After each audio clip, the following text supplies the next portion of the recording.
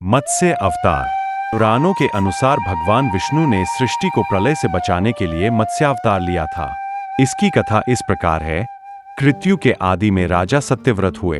राजा सत्यव्रत एक दिन नदी में स्नान कर जलांजलि दे रहे थे। अचानक उनकी अंजलि में एक छोटी सी मछली आई। उन्होंने देखा तो सोचा वापस सागर में डाल दूं, लेकिन उस मछली ने बोला, आप मुझे सागर में मत डालिए, अन्यथा बड़ी मछलियां मुझे खा जाएंगी। तब राजा सत्यव्रत ने मछली को अपने कमंडल में रख लिया। मछली और बड़ी हो गई तो राजा ने उसे अपने सरोवर में रखा। तब देखते ही देखते मछली और बड़ी हो गई। राजा को समझ आ गया कि यह कोई साधारण जीव नहीं है। राजा ने मछली से वास्तविक स्वरूप में आने की प्रार्थना की। राजा की प्रार्थना सुन साक्षात चार भुजाधारी भगवान विष्णु प्रकट हो गए और उन्होंने कहा कि ये मेरा मत्स्यावतार है। भगवान ने सत्यव्रत से कहा, सुनो राजा सत्यव्रत, आज से 7 दिन बाद प्रलय होगी। तब मेरी प्रेरणा से एक विशाल नाव तुम्हारे पास आएगी। तुम सप्तऋषियों, औषधियों, बीजों व प्राणियों के सूक्ष्म शरीर को लेकर उसमें बैठ जाना। जब तुम्हारी नाव डगमगाने लगेगी, तब मैं मत्स्य के रूप में तुम्हारे पास आऊंगा। उस समय तुम वासुकी नाग के द्वारा उस नाव को मेरे सींग से बांध देना। उस समय प्रश्न पूछने पर मैं तुम्हें उत्तर दूंगा, जिससे मेरी महिमा जो परब्रह्म नाम से विख्यात है, तुम्हारे हृदय में प्रकट हो जाएगी। तब समय आने पर मत्स्य रूपधारी भगवान विष्णु ने राजा सत्यव्रत को तत्वज्ञान का उपदेश दिया, जो मत्स्य पुराण नाम से प्रसिद्ध है। कूर्म अवतार। धर्म ग्रंथों के अनुसार भगवान विष्णु ने कूर्म, कछुए का अवतार लेकर समुद्र मंथन में सहायता की थी। भगवान विष्णु के कूर्म अवतार को कच्छप अवतार भी कहते हैं। इसकी कथा इस प्रकार है। एक बार महर्षि दुर्वासा ने देवताओं के राजा इंद्र को श्राप देकर श्रीहीन कर दिया। इंद्र जब भगवान विष्णु के पास गए तो उन्होंने समुद्र मंथन करने के लिए कहा। तब इंद्र भगवान विष्णु के कहे अनुसार दैत्यों व देवताओं के साथ मिलकर समुद्र मंथन करने के लिए तैयार हो गए। समुद्र मंथन करने के लिए मंदराचल पर्वत को मथानी एवं नागराज वासुकी को नेति बनाया गया। देवताओं और दैत्यों ने अपना मतभेद भुलाकर मंदराचल को उखाड़ा और उसे समुद्र की ओर ले चले, लेकिन वे उसे अधिक दूर तक नहीं ले जा सके। तब भगवान विष्णु ने मंदराचल को समुद्र तट पर रख दिया। देवता और दैत्यों ने मंदराचल को समुद्र में डालकर नागराज वासुकी को नेति बनाया, किंतु मंदराचल के नीचे कोई आधार नहीं होने के कारण वह समुद्र में डूबने लगा। यह देखकर भगवान विष्णु विशाल कूर्म, कछुए का रूप धारण कर समुद्र में मंदराचल के आधार बन गए। भगवान कूर्म की विशाल पीठ पर मंदराचल तेजी से घूमने लगा और इस प्रकार समुद्र मंथन संपन्न हुआ। वराह अवतार। धर्म ग्रंथों के अनुसार भगवान विष्णु ने दूसरा अवतार वराह रूप में लिया था। वराह अवतार से जुड़ी कथा इस प्रकार है। पुरातन समय में दैत्य हिरण्याक्ष ने जब पृथ्वी को ले जाकर समुद्र में छिपा दिया, तब ब्रह्मा की नाक से भगवान विष्णु वराह रूप में प्रकट हुए। भगवान विष्णु के इस रूप को देखकर सभी देवताओं व ऋषि मुनियों ने उनकी स्तुति की। सबके आग्रह पर भगवान वराह ने पृथ्वी को ढूंढना प्रारंभ किया। अपनी थूथनी की सहायता से उन्होंने पृथ्वी का पता लगा लिया और समुद्र के अंदर जाकर अपने दांतों पर रखकर वे पृथ्वी को बाहर ले आए। जब हिरण्याक्ष दैत्य ने यह देखा तो उसने भगवान विष्णु के वराह रूप को युद्ध के लिए ललकारा। दोनों में भीषण युद्ध हुआ। अंत में भगवान वराह ने हिरण्याक्ष का वध कर दिया। इसके बाद भगवान वराह ने अपने खुरों से जल को स्तंभित कर उस पर पृथ्वी को स्थापित कर दिया। भगवान नृसिंह। भगवान विष्णु ने नृसिंह अवतार लेकर दैत्यों के राजा हिरण्यकशिपु का वध किया था। इस अवतार की कथा इस प्रकार है। धर्म ग्रंथों के अनुसार दैत्यों का राजा हिरण्यकशिपु स्वयं को भगवान से भी अधिक बलवान मानता था। उसे मनुष्य, देवता, पक्षी, पशु न दिन में, न रात में, न धरती पर, न आकाश में, न अस्त्र से, न शस्त्र से मरने का वरदान प्राप्त था।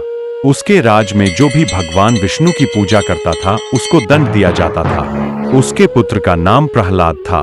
प्रहलाद बचपन से ही भगवान विष्णु का परम भक्त था। यह बात जब हिरण्यकशिपु का पता चली तो वह बहुत क्रोधित हुआ और प्रहलाद को समझाने का प्रयास किया, लेकिन फिर भी जब प्रहलाद नहीं माना तो हिरण्यकशिपु ने उसे मृत्यु दंड दे दिया। हर बार भगवान विष्णु के चमत्कार से वह बच गया। हिरण्यकशिपु की बहन होलिका, जिसे अग्नि से न जलने का वरदान प्राप्त था, वह प्रहलाद को लेकर धधकती हुई अग्नि में बैठ गई। तब भी भगवान विष्णु की कृपा से प्रहलाद बच गया और होलिका जल गई। जब हिरण्यकशिपु स्वयं प्रहलाद को मारने ही वाला था, तब भगवान विष्णु नृसिंह का अवतार लेकर खंभे से प्रकट हुए और उन्होंने अपने नाखूनों से हिरण्यकशिपु का वध। वामन अवतार। सत्ययुग में प्रहलाद के पौत्र दैत्यराज बलि ने स्वर्गलोक पर अधिकार कर लिया। सभी देवता इस विपत्ति से बचने के लिए भगवान विष्णु के पास गए। तब भगवान विष्णु ने कहा कि मैं स्वयं देव माता अदिति के गर्भ से उत्पन्न होकर तुम्हें स्वर्ग का राज्य दिलाऊंगा। कुछ समय पश्चात भगवान विष्णु ने वामन अवतार लिया। एक बार जब बलि महान यज्ञ कर रहा था, तब भगवान वामन बलि की यज्ञशाला में गए और राजा बलि से 3 पग धरती दान में मांगी। राजा बलि के गुरु शुक्राचार्य भगवान की लीला समझ गए और उन्होंने बलि को दान देने से मना कर दिया। लेकिन बलि ने फिर भी भगवान वामन को 3 पग धरती दान देने का संकल्प ले लिया। भगवान वामन ने विशाल रूप धारण कर एक पग में धरती और दूसरे पग में स्वर्ग लोक नाप लिया। जब तीसरा पग रखने के लिए कोई स्थान नहीं बचा, तो बलि ने भगवान वामन को अपने सिर पर पग रखने को कहा।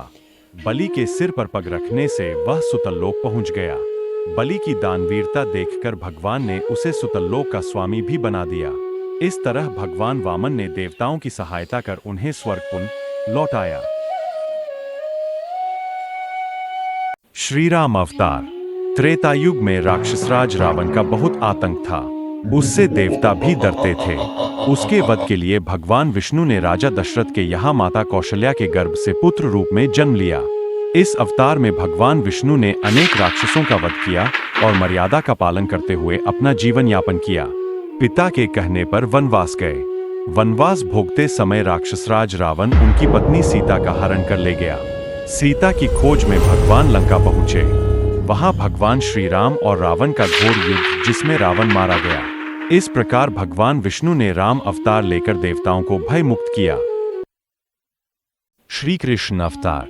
द्वापर युग में भगवान विष्णु ने श्री कृष्ण अवतार लेकर अधर्मियों का नाश किया। भगवान श्री कृष्ण का जन्म कारागार में हुआ था। इनके पिता का नाम वसुदेव और माता का नाम देवकी था। भगवान श्री कृष्ण ने इस अवतार में अनेक चमत्कार किए और दुष्टों का सर्वनाश किया। कंस का वध भी भगवान श्री कृष्ण ने ही किया।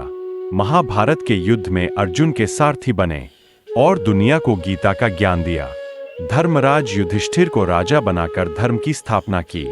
भगवान विष्णु का ये अवतार सभी अवतारों में सबसे श्रेष्ठ माना जाता है। परशुराम अवतार। हिंदू धर्म ग्रंथों के अनुसार परशुराम भगवान विष्णु के प्रमुख अवतारों में से एक थे। भगवान परशुराम के जन्म के संबंध में 2 कथाएं प्रचलित है। हरिवंश पुराण के अनुसार उन्हीं में से एक कथा इस प्रकार है। प्राचीन समय में महिष्मती नगरी पर शक्तिशाली हुए वंशी क्षत्रिय कार्तवीर्य अर्जुन सहस्त्रबाहु का शासन था। वह बहुत अभिमानी था और अत्याचारी भी। एक बार अग्निदेव ने उससे भोजन कराने का आग्रह किया। तब सहस्त्रबाहु ने घमंड में आकर कहा कि आप जहां से चाहें भोजन प्राप्त कर सकते हैं, सभी ओर मेरा ही राज है। तब अग्निदेव ने वनों को जलाना शुरू किया। एक वन में ऋषि आपव तपस्या कर रहे थे। अग्नि ने उनके आश्रम को भी जला डाला। इससे क्रोधित होकर ऋषि ने सहस्त्रबाहु को श्राप दिया कि भगवान विष्णु परशुराम के रूप में जन्म लेंगे और न सिर्फ सहस्त्रबाहु का नहीं बल्कि समस्त क्षत्रियों का सर्वनाश करेंगे। इस प्रकार भगवान विष्णु ने भार्गव कुल में महर्षि जमदग्नि के 5वें पुत्र के रूप में जन्म लिया।